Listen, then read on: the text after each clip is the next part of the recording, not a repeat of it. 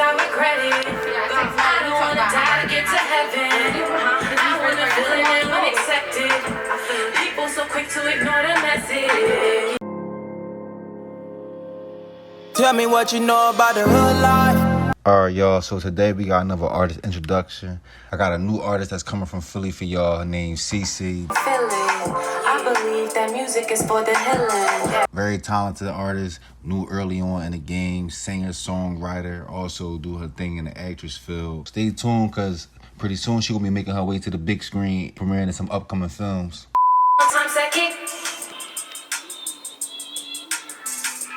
Yeah, man. We here with a special one, man. Got a new artist for y'all. Want to introduce. Definitely, from what I heard, very, very talented. Got a bright future ahead. So go ahead and introduce yourself to the people who ain't familiar with you. My name is SISI. I'm an artist from West Philadelphia. Yeah, and I love music. West Side, so. Yeah. So, what's it like just first, before we get into the music, what's it like just being from Philly just in general? It's the best. I love being from Philly. Like, I love the culture of Philly. But I was raised in Philly, but I don't really party in Philly or anything like that. Like, in the skirts? Yeah, I'm like completely out the way. County girl. But I love being from Philly. No, not County girl, just other places, traveling. Just period. Okay. Yeah. Mm-hmm. Oh, that's a good joint. So, how was your childhood like? My childhood was very fun. Like, I grew up very rough. Grew up in West Philadelphia. So I moved around a lot. I went to a bunch of different schools. I was always, like, top of my class, studying, super smart. So, yeah, I was just always in school, period. Like, that's me. Anybody who know me, I'm like a nerd. Was you showing love during the homework time, though? Like, when motherfuckers... I was a homework checker. So I would have to help and come through and make sure that people did their homework. And if they didn't do their homework, then I let my teacher know. Yes. I was definitely one of them. Hopefully you was out there showing love, man, for everybody that forgot to do homework that night. Right. Nah, I wasn't helping those people. I was against those people. That's so. How was it for like you as far as like your youth days and things? Because Philly young boy days are a little different from everywhere else as far as other people, depending on where you're from. Yeah, I mean, I grew up like in a neighborhood, so like my family was like out there doing stuff, but I always was more interested in like school, arts, music, acting. Like I just always spent my time doing stuff like that. Like I played around the neighborhoods. I used to ride bikes around. Like I had a childhood, but as I got older and as the city got more violent, I just kind of stayed on my path because I wasn't into hanging out in like neighborhood bars or doing anything that's neighborhood. I'm not doing it. When I was younger, it was a better time because it was more safe and more fun. A different community.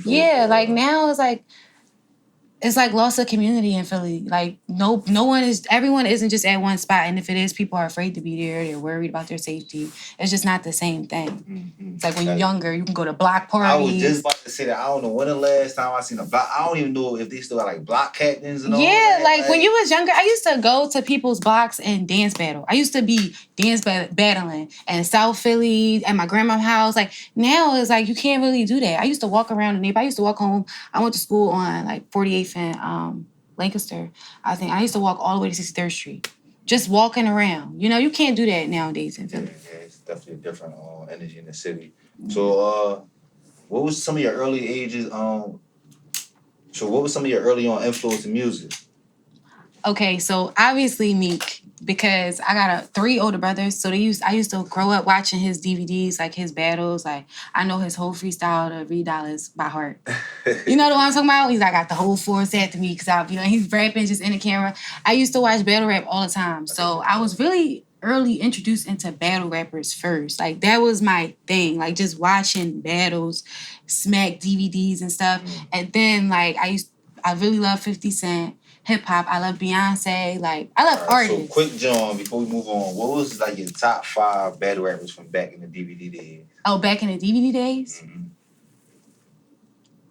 Okay. $3.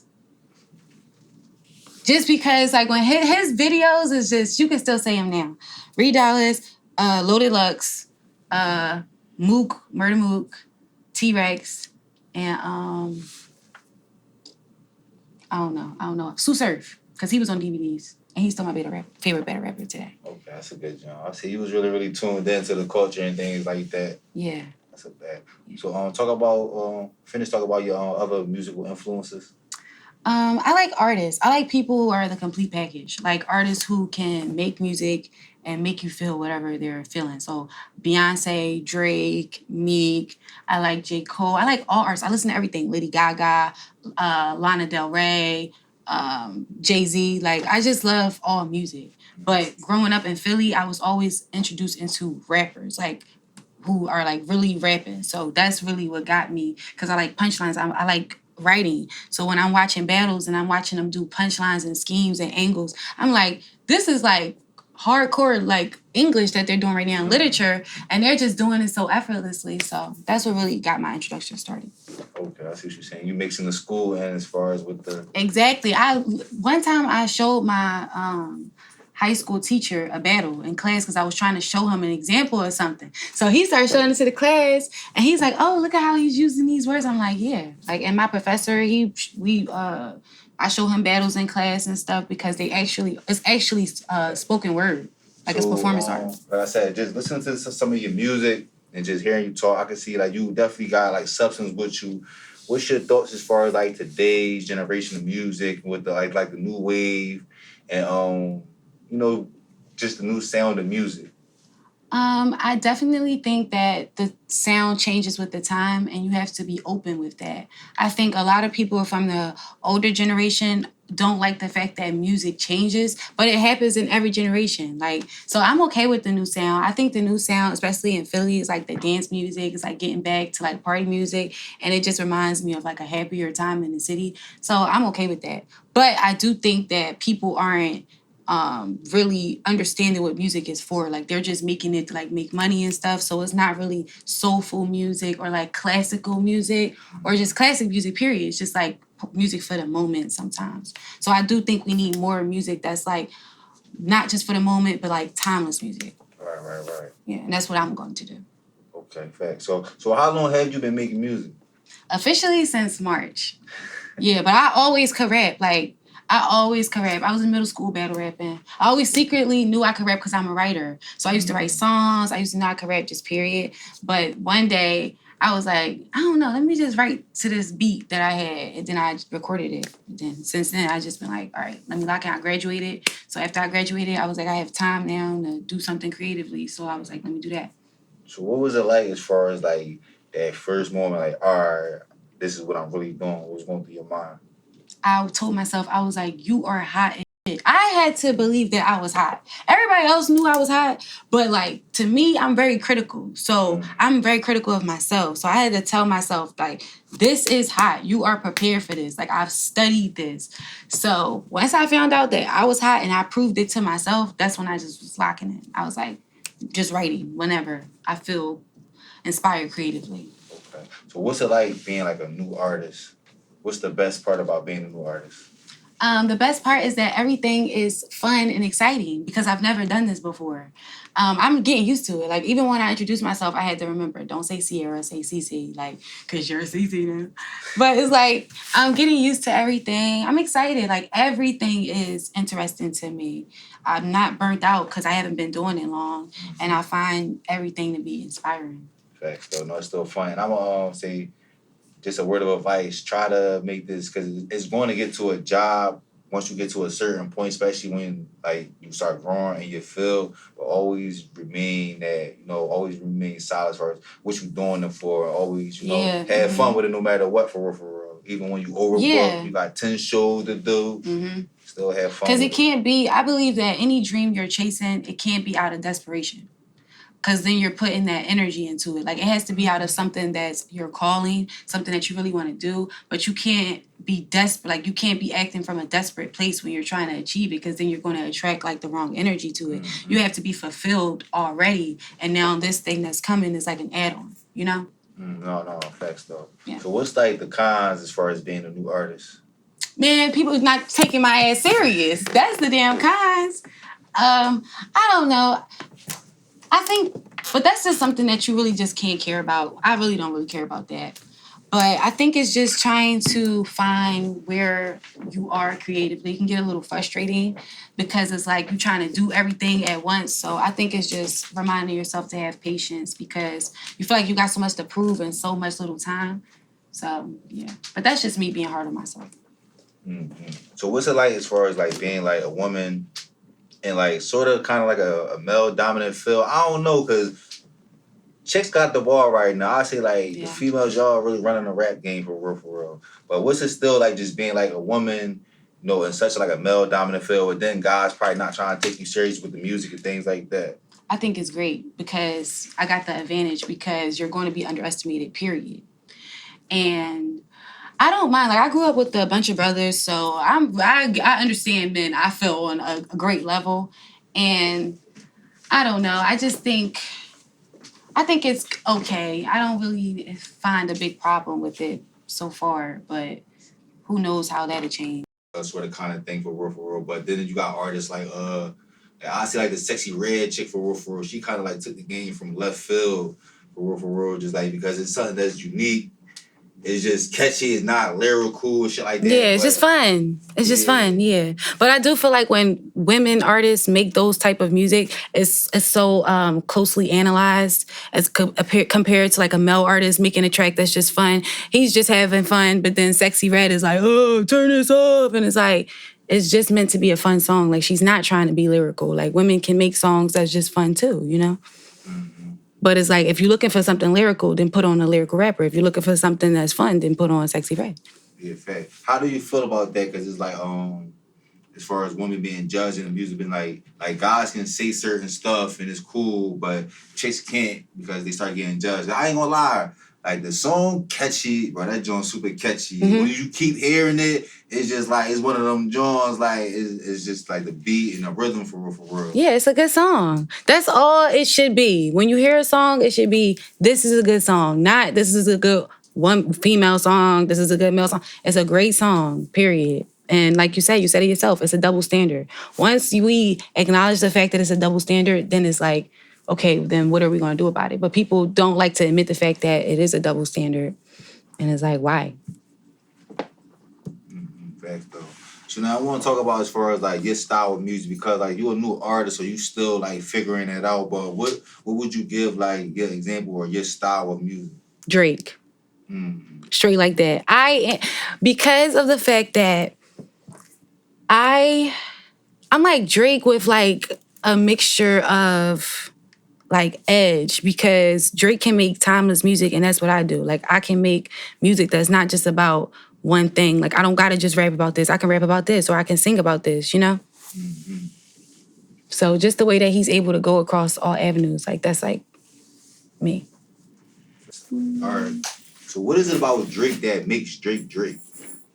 I think because of the fact that he has a great ear for music, which you can hear, and like the samples that he uses, whatever, and that he's able to relate to all audiences.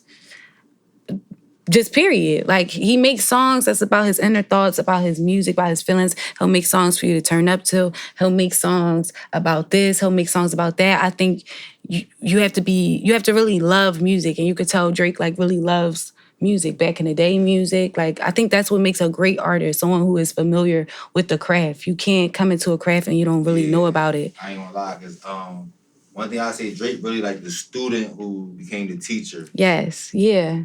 Yep. And even with hip hop, it's like they're not going to respect you if you coming in and you don't even know Nas and Jay-Z or rappers from back in the day or classics like Mobb Deep. Like if you have to know these things to understand what hip hop is. Like I took a whole hip hop in the arts class just so I could familiarize myself with the real background of hip hop and what constitutes as hip hop, because I'm like, I want to get into this field. And that's why I say I'm like Drake, because I'm the student right now. And I know I'm going to master it, just period. I master anything that I do. So it's like I've been watching for a long time, and I'm trying to learn what constitutes a great artist. So being from Philly, and you know, being as far as Meek one of your favorite and Drake one of your favorites, what was your thoughts as far as like when the whole Meek versus Drake thing was going down? How was you feeling about it? I was like, wow, this is going to be a classic thing in hip hop. Classic. This was our version of Nas versus Jay-Z. Like, I was so happy to be able to see, like, okay, like, this is like our rap beat. This is our time that we're going to tell our children about, and how the two legends went at it. So I was excited. And Meek from Philly too, so I was excited. So just being from Philly, how do you feel about as far as like the drill culture that's going on, and then with that just mixing to the violence and things? I hate it. And that's why I'm going to make music that is uplifting, because people don't understand that music that everyone is listening to is transferring bad energy. When you rapping about killing and no morals and all of this stuff, all of this dumb stuff, is like, why don't you listen to something that's going to make you want to go get some money or travel to a different country? It's like, it's promoting the wrong stuff and it gets burnt out, honestly. Because when I'm listening, when I want to hear something, I'm going back to stuff of 2016. Oh, this reminded me of summertime this year, that year. I don't want to hear that all the time. But it's good music and it's nice. But I think we should, at some point, it's going to burn itself out, because too much of anything is bad. So. Thanks, though. Would you talk about some politics of the city that's going on right now? How you feeling as far as like the young boys with the Pooh Shiesty masks? I ain't gonna lie. I was walking the other day.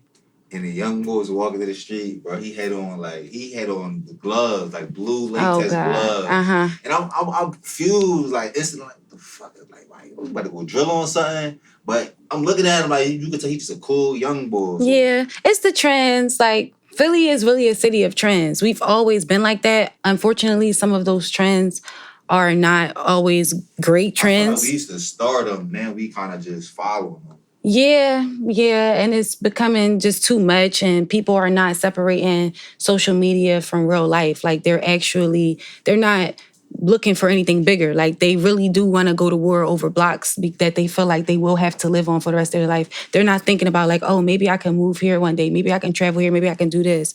So it's just promoting the closed-mindedness of the city, which we need to break away from. Like, Philly can be so closed-minded and it holds us back. Like, so somebody need to make some different music right now, because everything is like the same. So, like, perfect lane. So tell me, what's some things that SISI brings to the game?